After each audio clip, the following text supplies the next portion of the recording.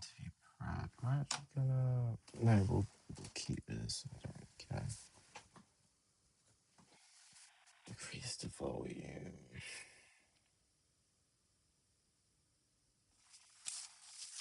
Okay, we've gone through these questions.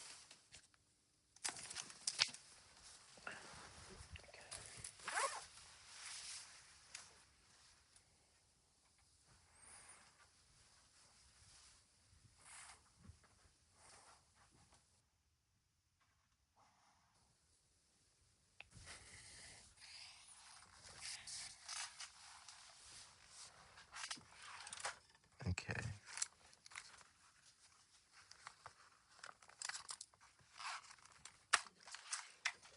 I was gonna read my St. Andrew's email.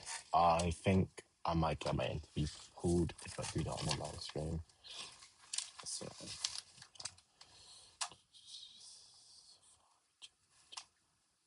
whoops, that's not mine to share. Good thing. What is the headline claims?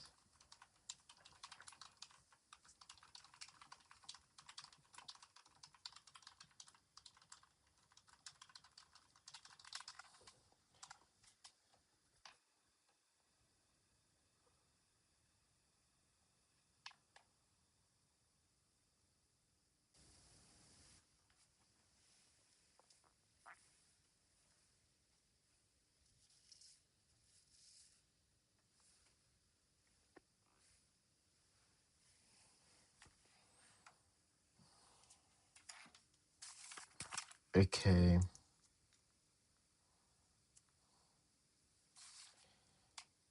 Not dismissive.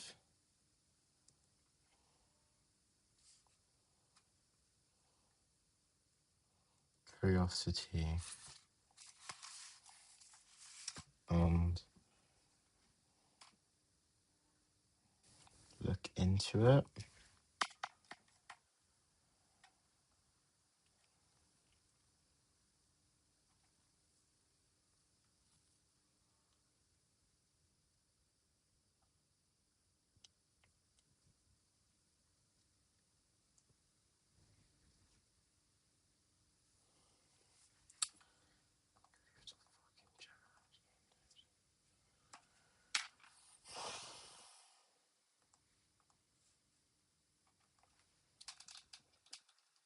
Great, I didn't spend all day flipping reading. I actually did my work.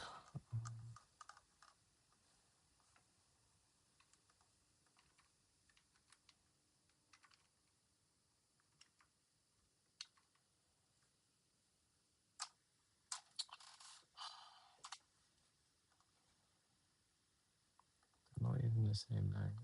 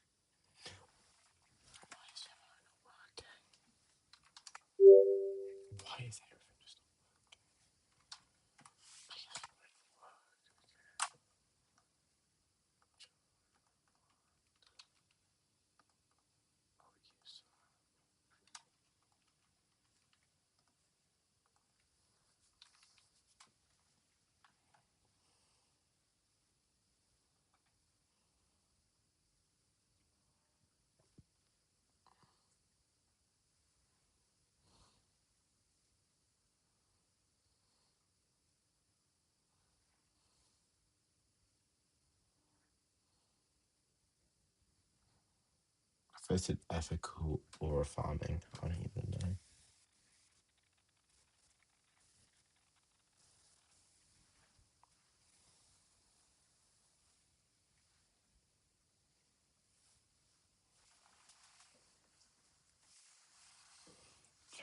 It's cancer.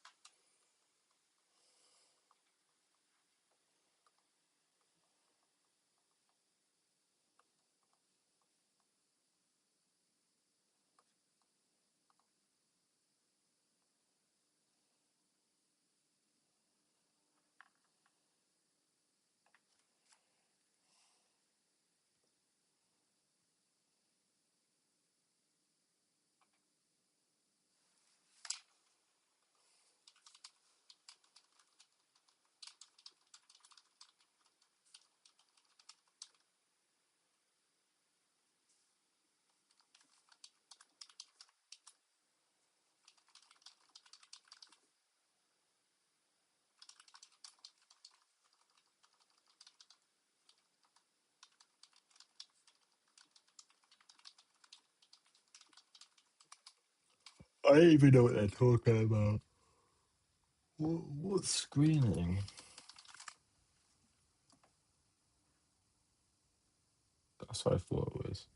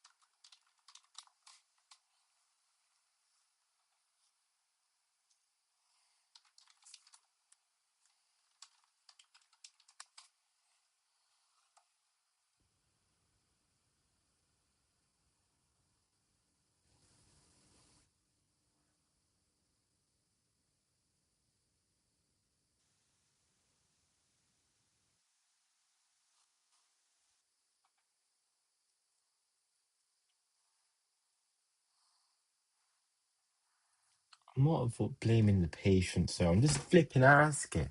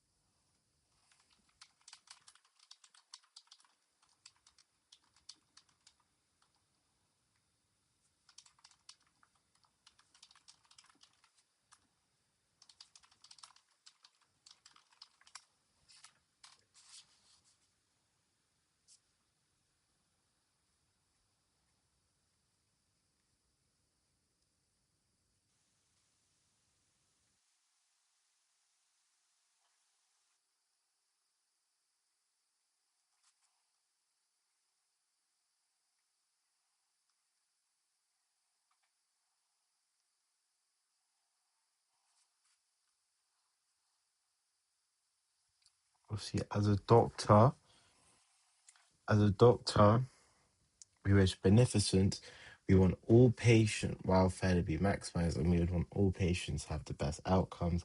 However, I'd have to act out justice, which is one of the four medical pillars, and allocate the scarce resources, which is my time, the ward's resources, my colleagues' time, in the best possible way to maximize patient welfare. I would order it as in putting resources to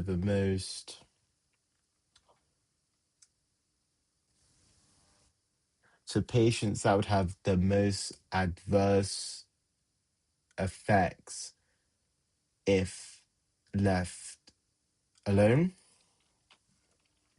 not to which patients would benefit the most.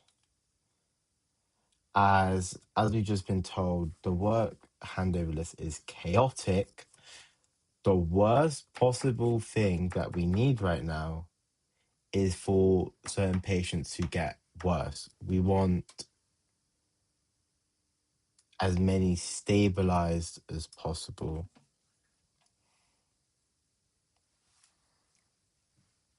And obviously, my knowledge right now is so limited.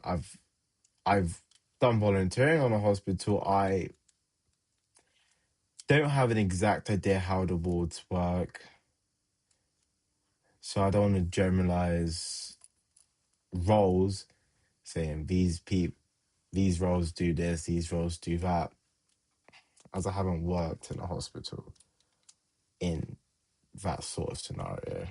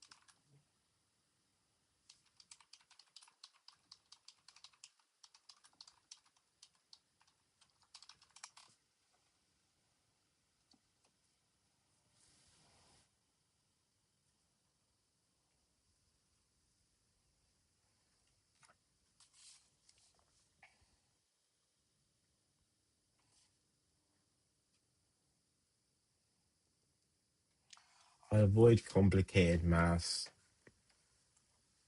such as see, maths isn't that complicated, but the average person is not to know, such as standard deviation, statistical tests,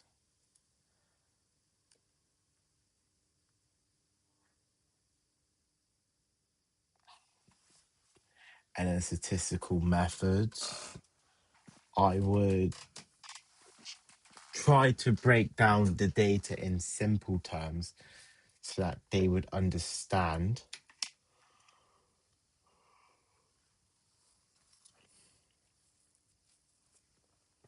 when explaining something to a patient, I have to ensure the patient goes away with the right knowledge, because as a doctor, my number one priority is patient safety, patient well-being, and I want to maximize patient welfare.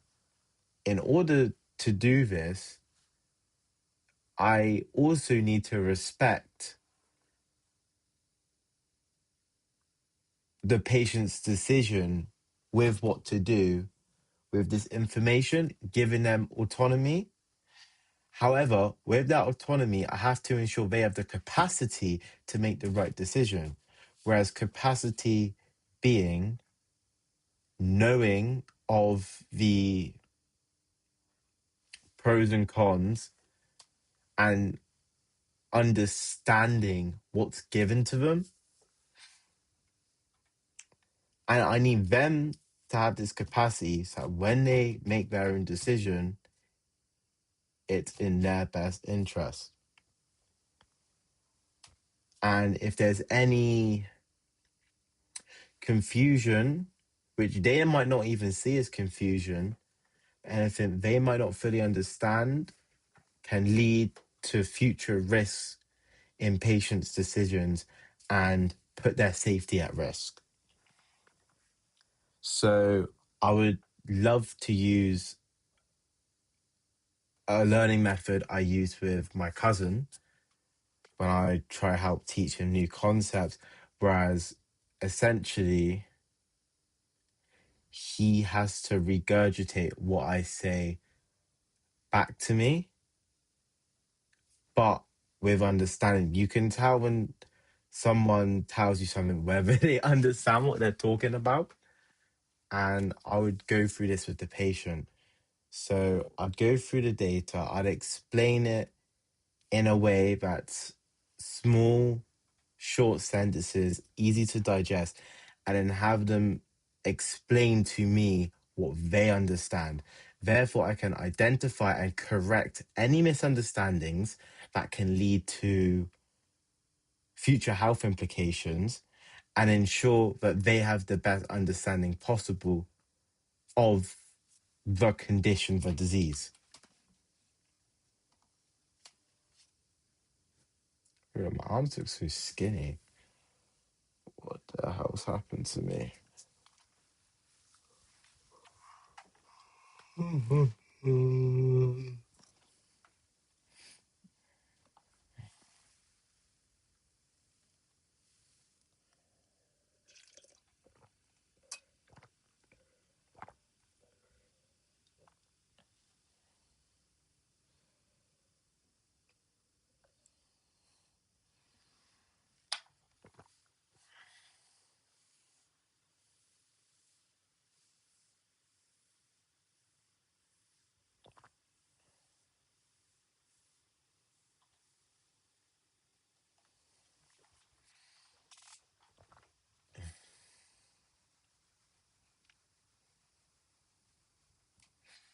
Oh.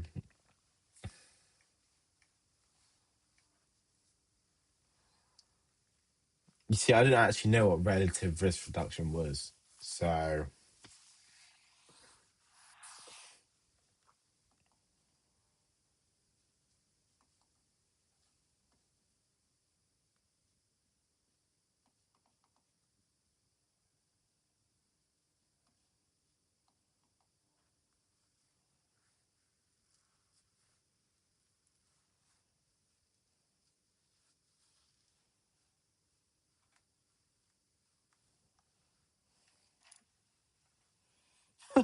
patient rejects my advice. I'm not too sure. Patient rejects my advice.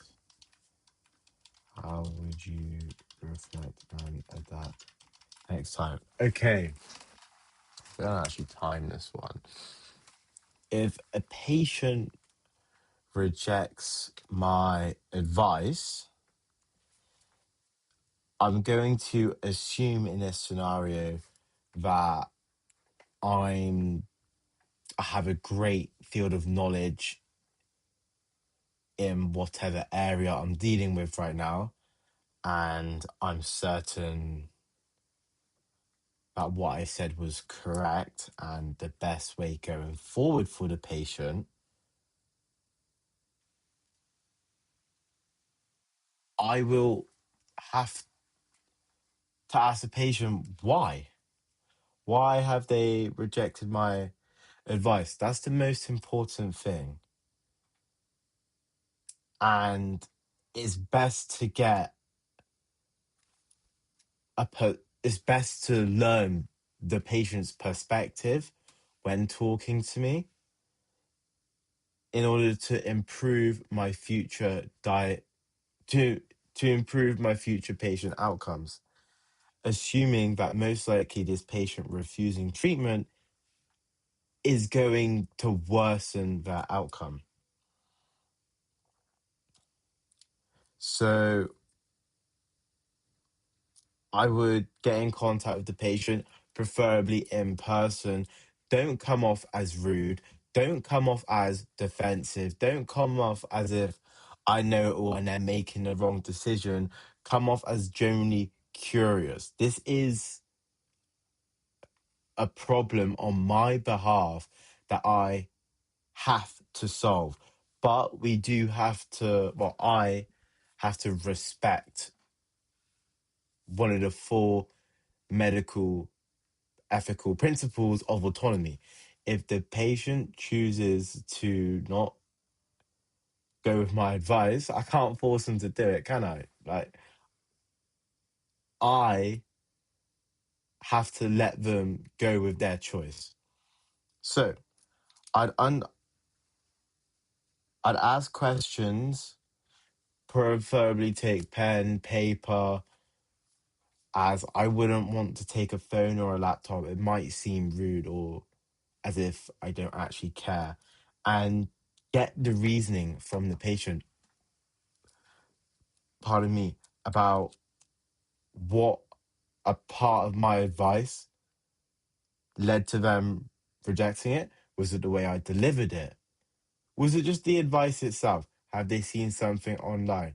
And then let sit there, listen, let them explain, show curiosity, make eye contact so that they feel heard and that you want to be there, and let them explain and go on. And then obviously I've gave this patient advice. I would then go through the best route of trying to explain my point to why I gave this advice. If they still choose to reject it, then I have to leave it at that, but I can't just sit there and then accept it. As my role as a doctor is to ensure their safety. And if I know their safety is at risk from not going through with my advice, if I know their safety is at risk, I have to do my best effort without violating that ethical principle of autonomy. And I would even ask the patient themselves, how do you think I can improve on this? From the list of reasonings, I can go back, reflect, then ask future patients, past patients, even fellow colleagues, see if they recognize these problems and ask for advice. Ask a more senior doctor, ask a more senior colleague, even maybe ask not seniors, just anyone on possible improvements. I do think it is important though to not take this advice to heart and then change everything, as obviously this patient's opinion is greatly important, and then we will change going forward for this patient is perfectly, not perfectly, in my opinion, it's great to recognize every patient is different. How this patient may want this information presented, my tone, my way of dealing with the patient, another patient may want it differently. So I think it's great to change, great to take advice, but then it's also great to have a solidified viewpoint that won't sway wherever the wind blows. And okay, I've definitely gone off there. I shouldn't have done that. It's every patient's different, and I must change to accompany these patients' needs. Okay, that's good.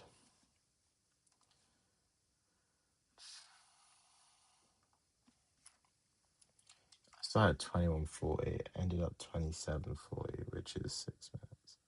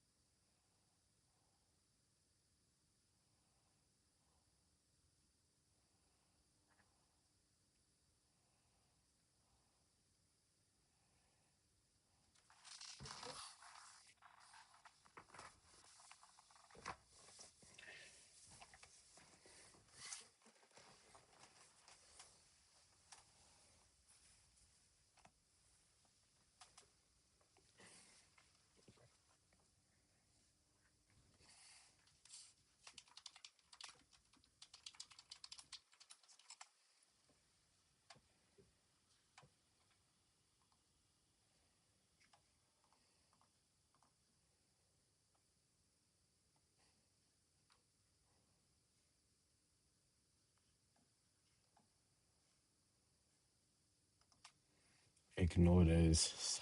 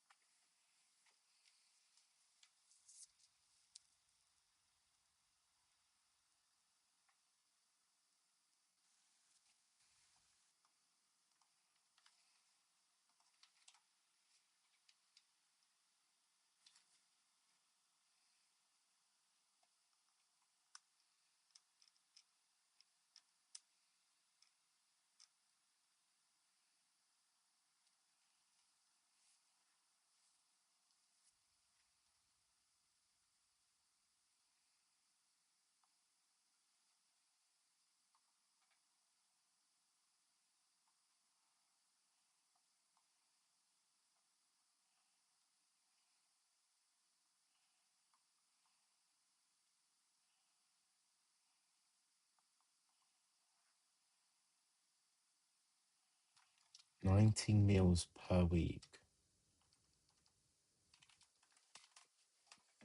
That's not even 3 meals a day. How does that work?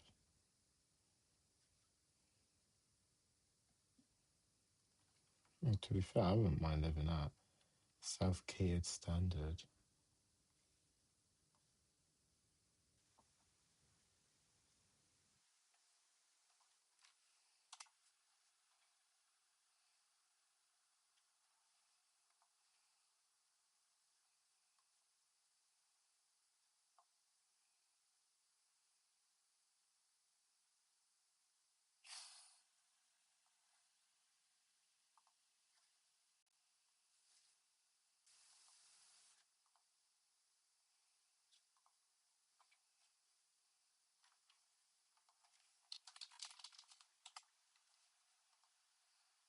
That's absolutely devastating. Okay. House. Oh, it is quite literally right, right next to St Andrews, so you can't really complain about it.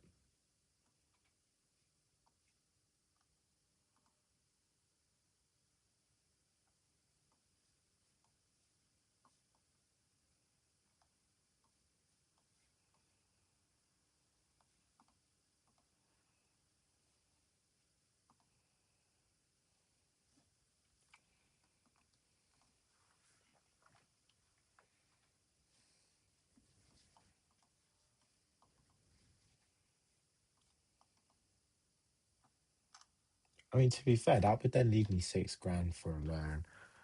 But then the other weeks, that's live with my father. It's only 56 weeks in a year. I'm going to be gone 22 weeks. That doesn't seem right. Mm.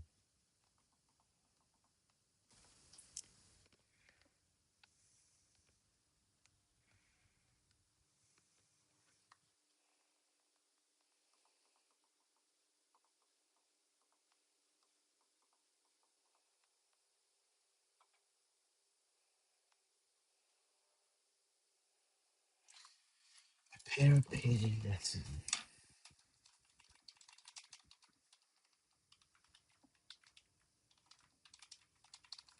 The peer repeatedly misses meetings. Okay, let's clock this. We're aiming for like 3 minutes. My fucking clock just stopped. Why did it just stop out of nowhere like that? Okay. If a peer was repeatedly missing meetings, let's say they're at a meeting now and I've got in contact with them, the absolute do not is to confront them at a meeting in front of other people. I would perhaps wait till the meeting's over, maybe there's a break in the meeting, and get them in a secluded space to ask them privately. I would first just make sure they're comfortable, ask general questions like, are you all right? How are you doing? How are you finding the meeting? Like miniature small talk. I'm not going to jump the gun, go in straight away and start questioning them. After I've established, okay, assuming everything's right, if they start opening up, like something's wrong's going at home, they're having trouble financially, etc., I will stand there, sit there wherever we are. I will listen to them. I will go through their problems with them. That'll be a whole different scenario. Assuming they say everything's all right, I would go forward with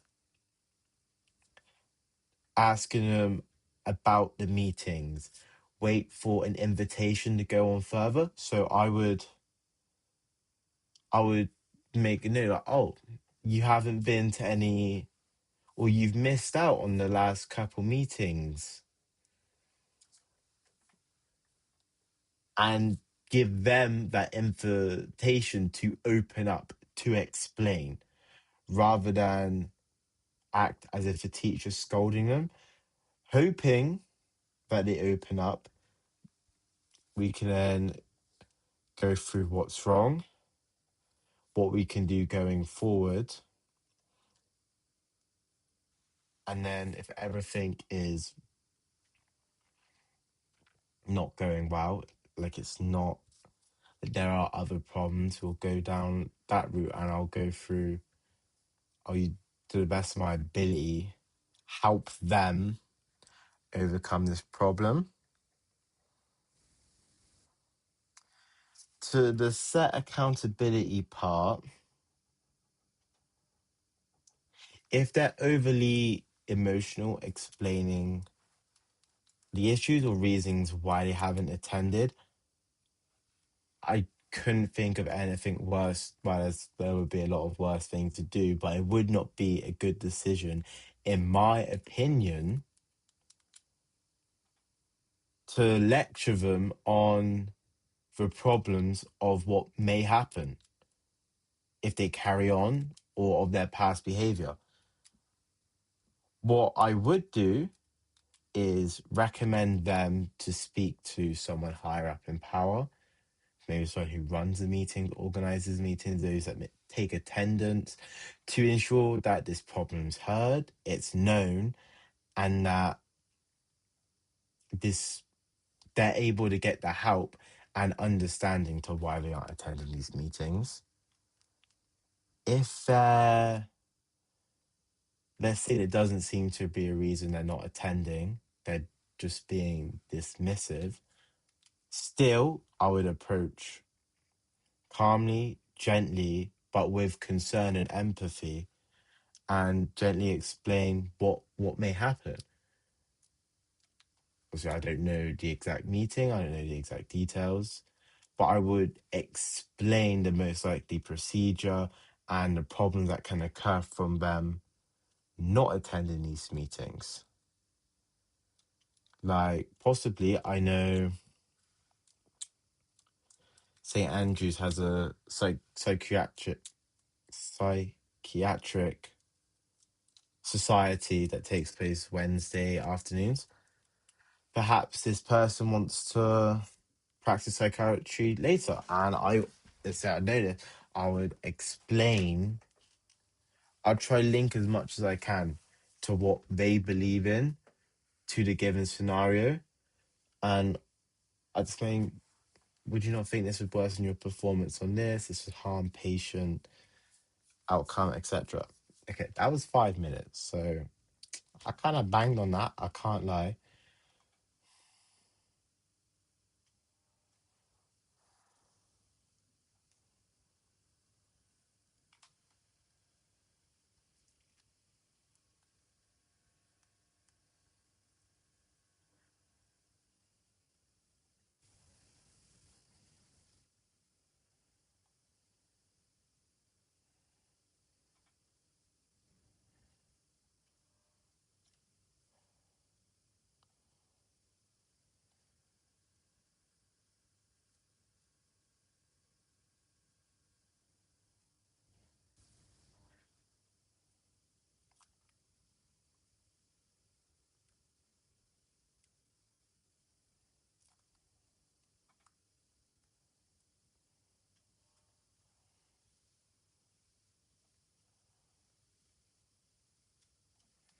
I want my hair tied up in a bun, but I don't have any clippers. I don't like it going across my face.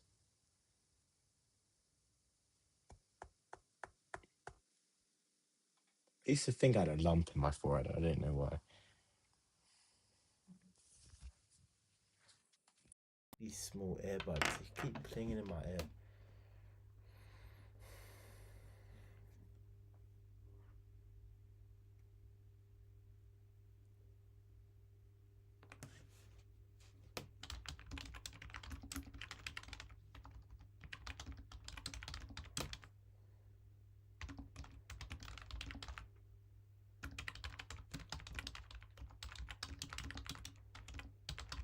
I don't understand what that means. What's the risks of a flipping health fair?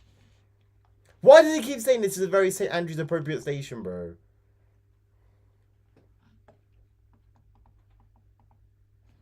What does delegating mean?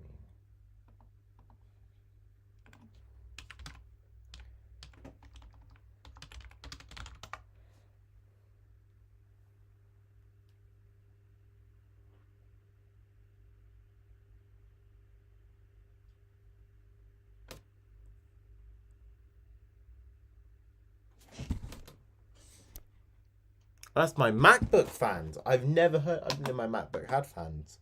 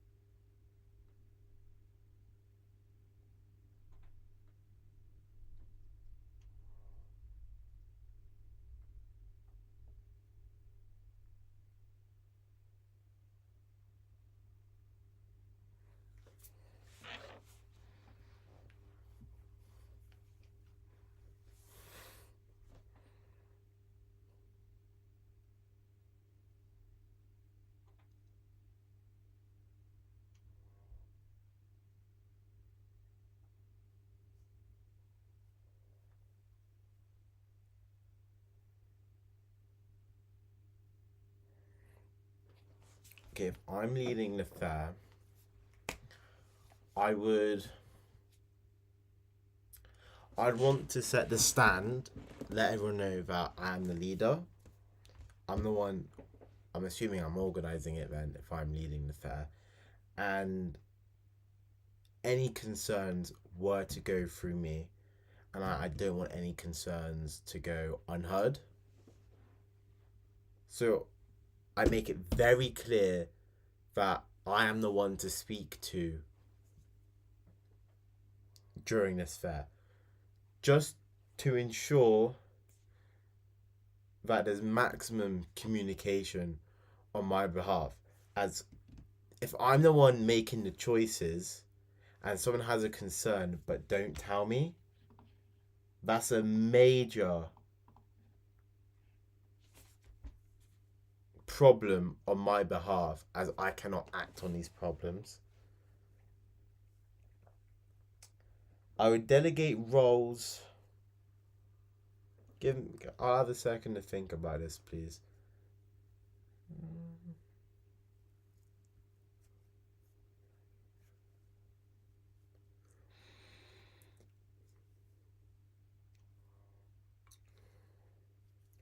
Okay, due to it being a student health fair, I think it's detrimental that I'm guessing, assuming other students are helping on this fair. It's detrimental that these students work in areas that they want to work in. I don't want to assign these people to different roles without any creative input from them. I would try to be autonomous in the decision making. I think it's laissez faire leadership. I will try let them organize it themselves, as in role picking, and then I would try resolve any issues, because obviously if 13 people want to do one station, one person will do one station, that's not fair. That's not how it should work. Because in my opinion, it's absolutely essential that the students running the stands are interested in what they're doing. We're there to help other students, and even if they want to help other students, obviously they would, they're volunteering to do a fair. There's a difference when someone has a passion for what they're doing. For example, someone might be because for example, I'm a student, I'm a young carer for my mother, suffers depression and anxiety, but I'd have to say it's more over the anxiety I help with rather than depression.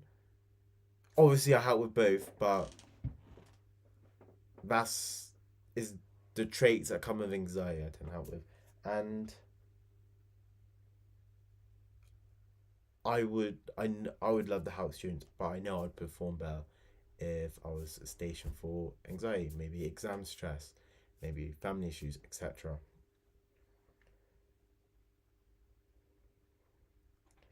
Manage risk.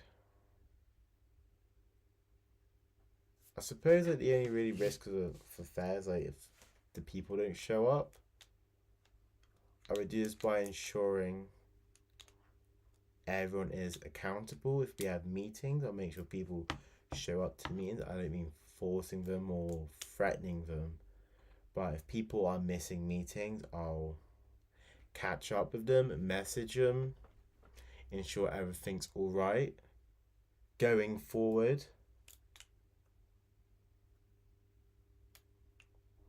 make sure everyone's on track.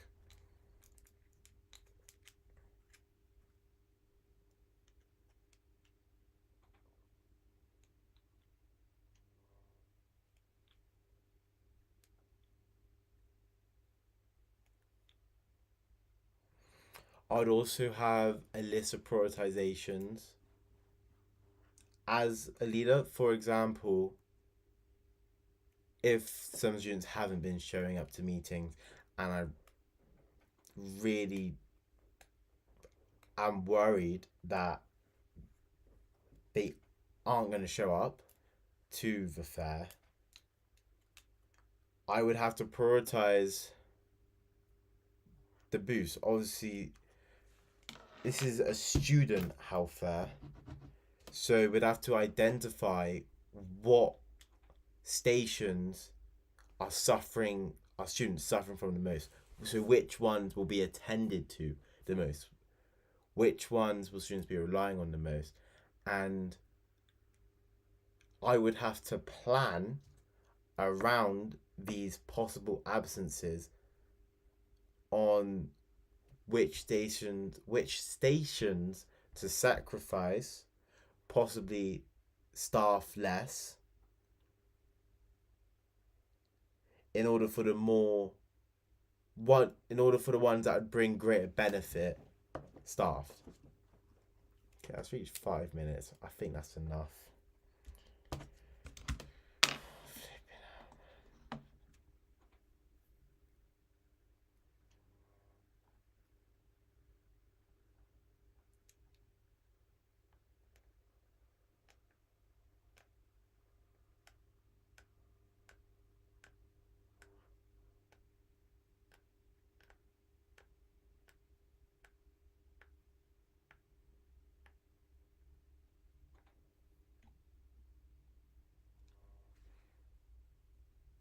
My arm is so veiny.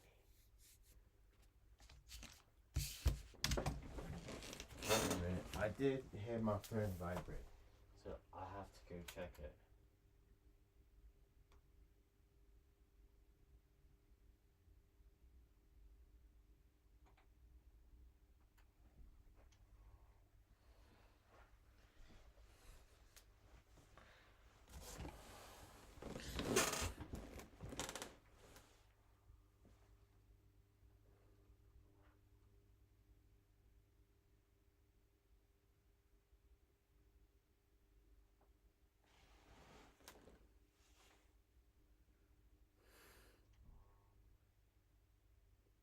These people aren't real.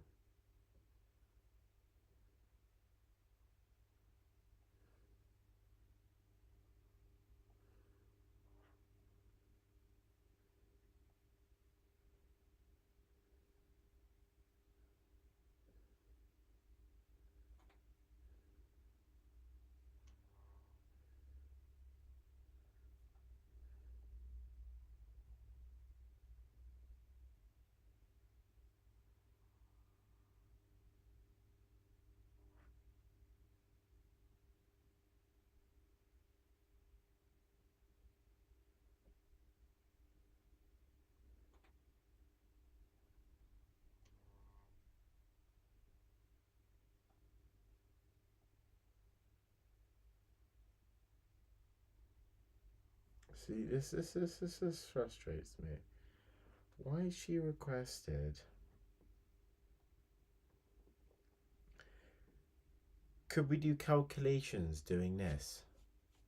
Find the calculations yourself, mate. Find them yourself. Okay.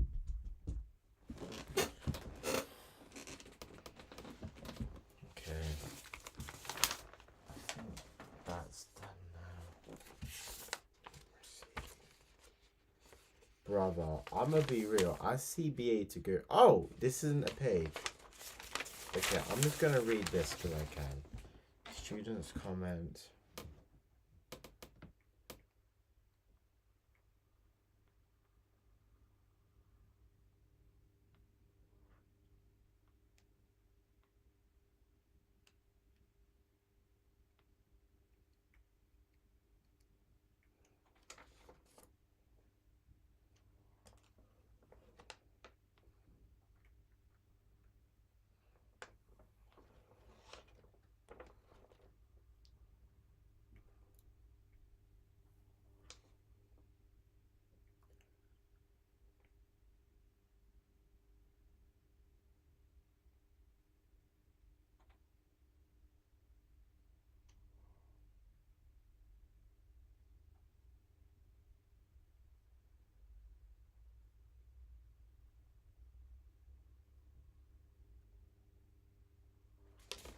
Wait a minute.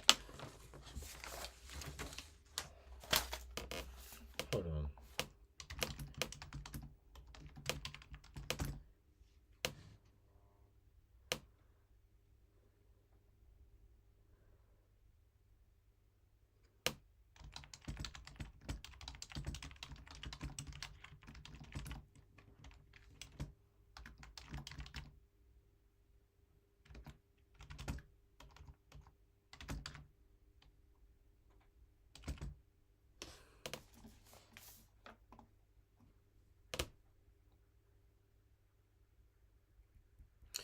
Do I wear a short sleeve shirt and then like rock up in the interview like this?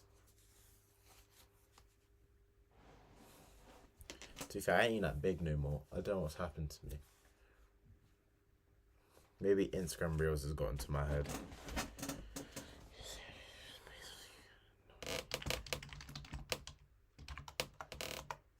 So I could have just said like, I love some crazy shit.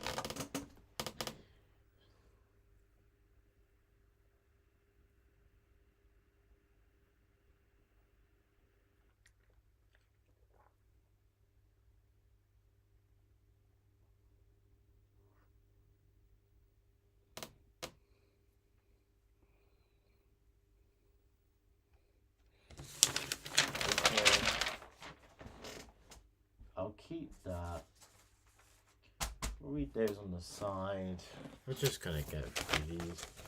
Maybe. Bro, where did the 20 minutes go? It was just 5:30 a second ago.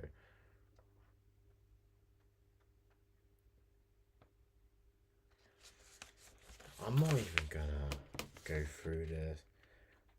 How do you mediate and keep patient safety central? That's not even flipping.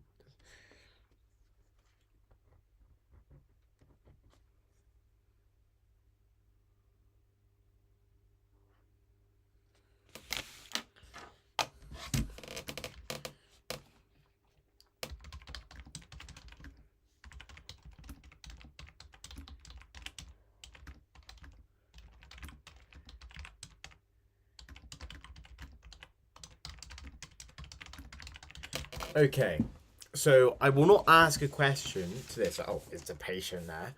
Because if they then tell me no, the patient's not there. Like, what if they make up on a whim? That makes my answer much harder to do.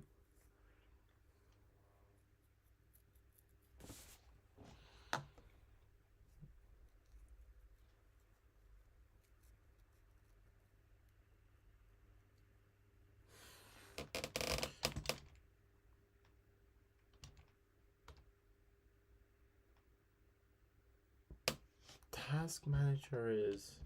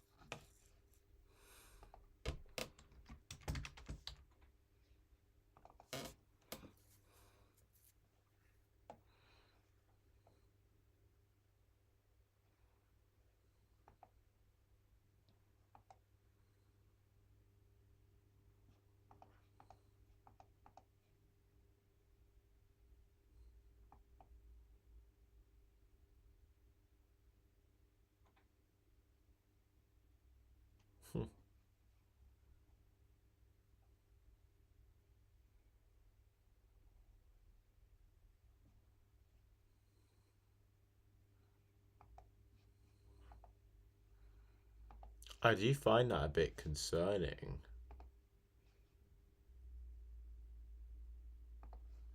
That my battery health actually disintegrates.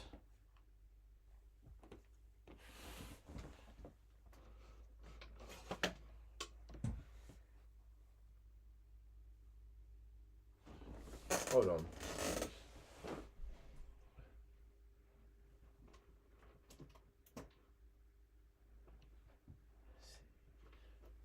Is my thing.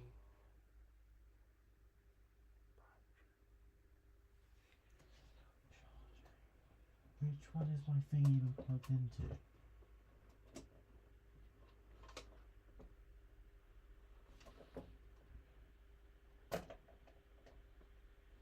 Okay, I'm hoping that just took my laptop off charge. Okay. It just went down 1% when I did that as well. And what I just did is that I just plugged in the actual MacBook charger. So I'm assuming it'll deliver more power, because if not, it's actually concerning that my laptop is dying.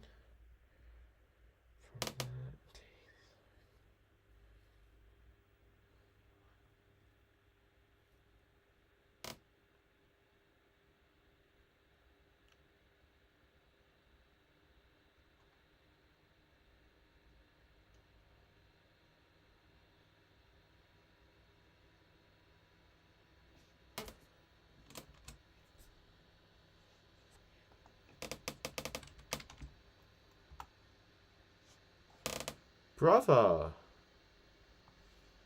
is my thing gonna explode?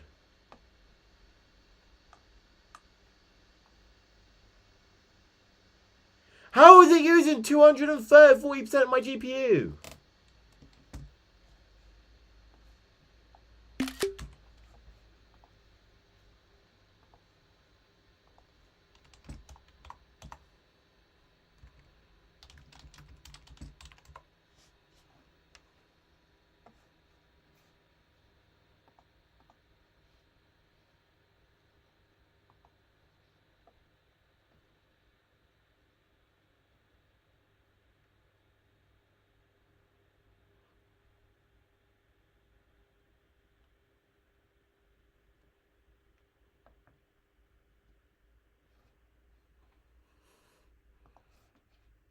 Okay, I got really worried for a second.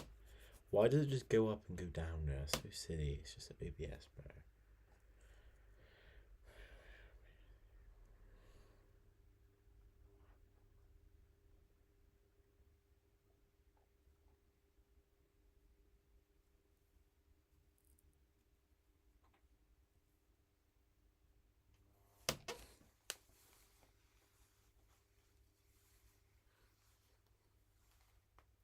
I know I can't really do this because I have long, knotty, curly hair.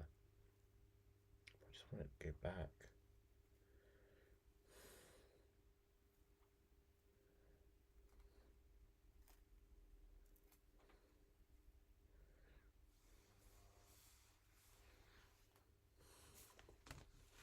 Okay, now I look like a crackhead. Okay, so we're going to restart. We're going to do start reset. We're going to do a conflict ration rise between team. Okay, so if a conflict has arisen between team members, let's say it's a short little dispute over something minuscule, we can look past it. However, if it continues, like even if it's just a second time, I would have to pay further attention to it.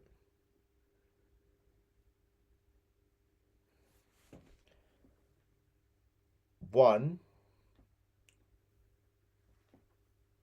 if this is not affecting patient care and I can see this is not affecting the flow of the workplace. They seem to both be getting on with jobs efficiently, working together.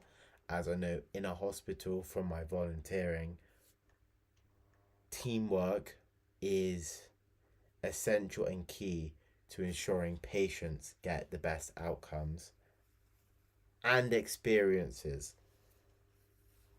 as they are separate things but experienced together. Just because a patient had a good medical outcome does not mean they had a good experience. So if there's no patients nearby, like we're in a break room or something and they're arguing, I would introduce myself and ask them what the problem is and let them explain it. And I wouldn't obviously, right, always going to show emotion, but I'll try my hardest to not show any emotion. Try my hardest to be as neutral as possible, and I'd get both of them to explain either of their sides. However, this does not mean I will then say, oh, he slash her, not he slash her, but her, them, they're right, you're wrong.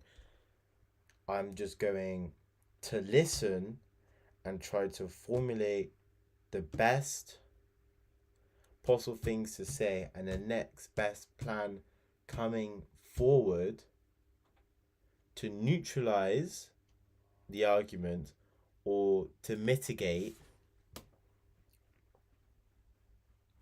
the problem. Not necessarily who's in the right, who's in the wrong. Going forward, if I notice this does not change, are still arguing, and especially if patients' well-being has seemed to be affected, such as them dedicating less time to each of the patients, dismissing patients, or possible, hindrance of mood from the argument, which then affects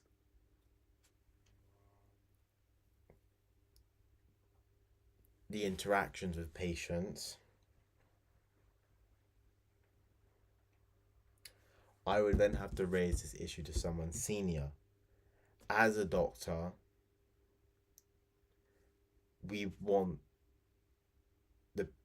I would have to do my service of the ethical pillars and use justice to maximize patients' welfare.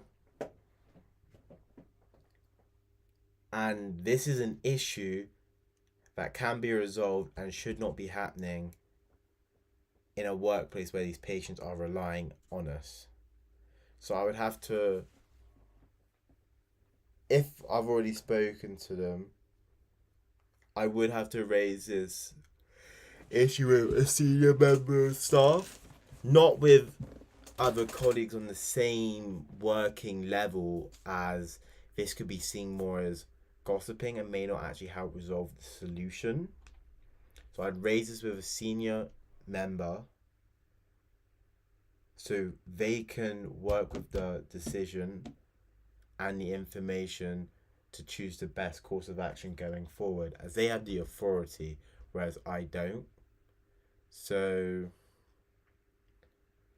they have more administrative power to going forward. Okay, it's kind of bad. So, it's 5 minutes. It's cold.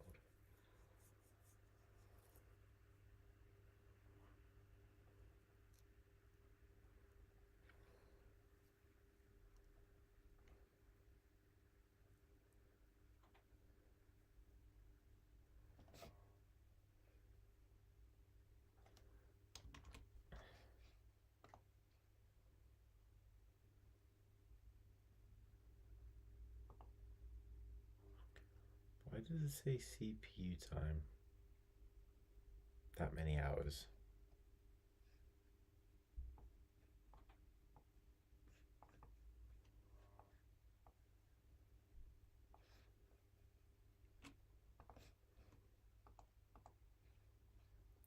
Brother, this thing's just draining my battery. What's my battery health?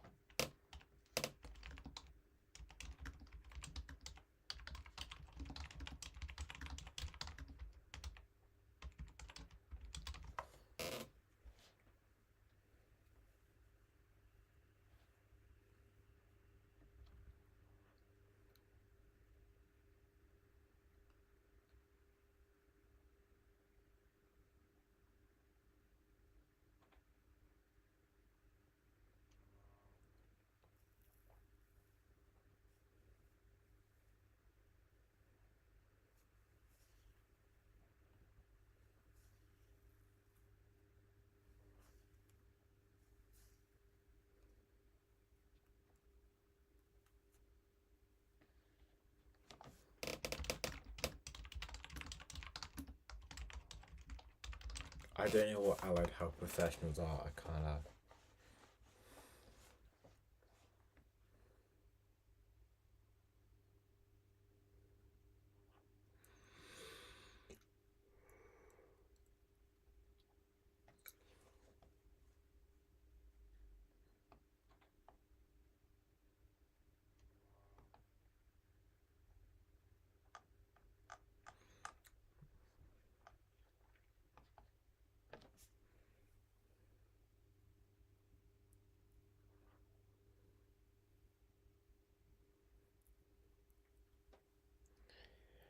Okay, so let's say this is a meeting. It's a round table. You can. It should, as medical students or perhaps doctors at the time as of this scenario, it's perfectly acceptable to give your idea. It's a team effort. We are a team, as stated in the question. So I would mention the allied health professionals. I would make the suggestion going forward to include them. And if there's not negative feedback, if there's pushback against it, such as I've seen complaints online and people have told me in person about how some doctors have a hierarchical thinking. They think they're above. If they make like suggestions that they're above these allied health professionals, they don't need to mention them, include them. Then I would simply correct them on that statement. I would mention the importance they have to our team. If even if they're not here at this very moment, I'd mention how they help around the hospital, how they help with the patients, and just really emphasize on their importance.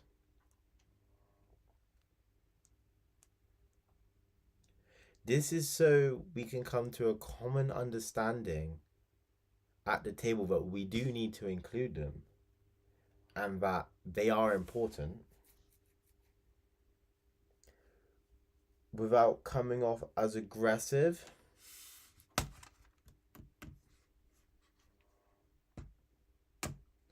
So, if this perhaps isn't being accepted at the table, sorry, I'm assuming it's at the table, but if it's not being accepted at the table, possibly speaking to someone else, a senior supervisor, about this.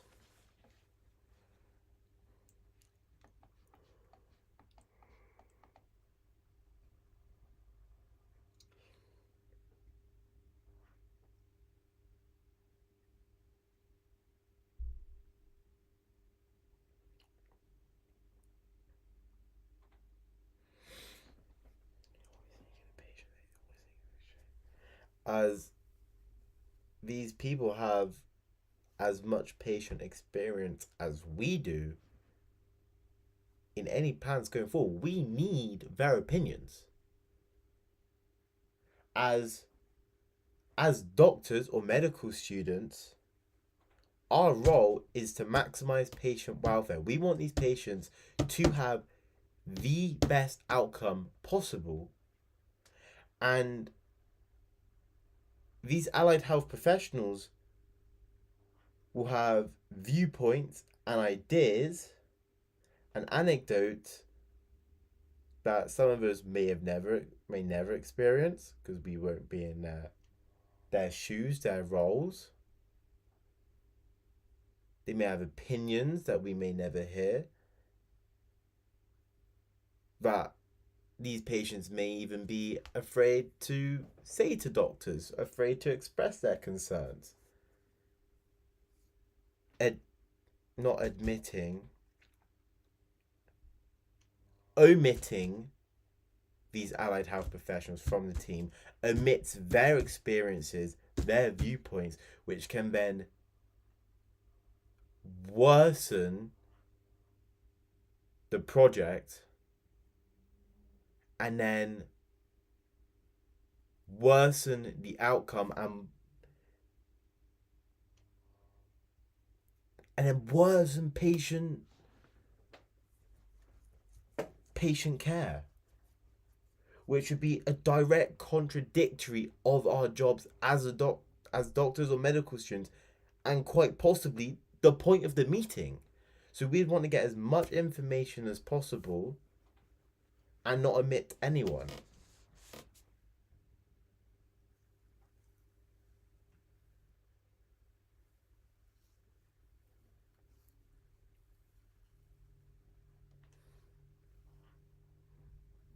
Let me tie my hair in a bun.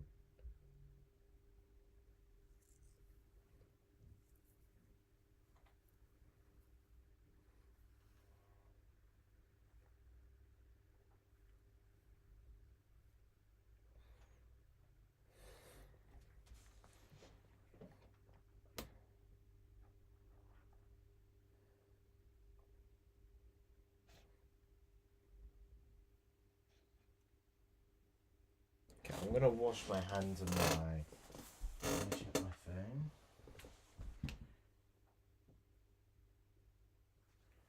Yeah, I'm gonna wash my hands and my face.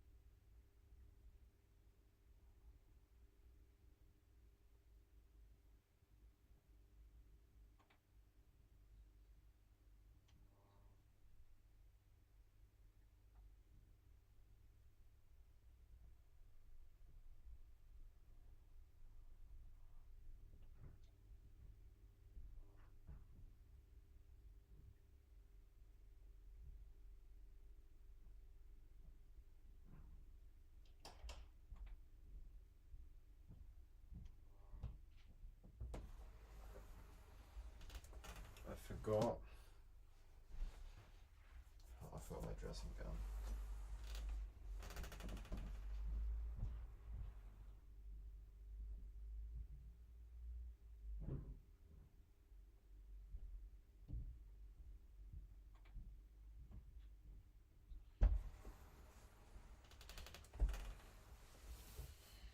I'm taking. I have to do the washing up. I forgot I took on that chore, so I'm trying to think. I mean, this is just numeracy literacy. I can get through all of that tomorrow. I think I will. I'll keep this placed on the floor. That's to do, that's has done. That's to keep. Brother, I can't believe I actually printed off 360 questions. And I actually thought I was going to get through them. Flip it out, mate. Yeah, I'm actually concerned my MacBook's dying whilst on charge.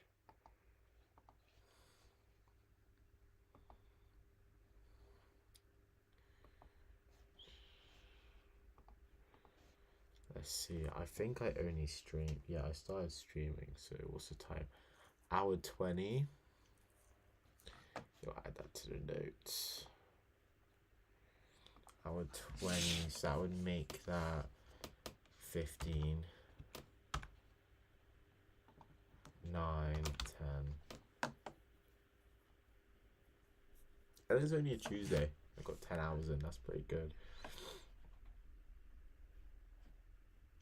And I've read a lot. I think I finished that book in like 2 days. I've nearly finished this book in 1 day. Goodness me. Okay. Yeah, this isn't actually my pen. I don't know where that came from, but we're gonna listen to the podcast. Wait, did I shut the stream?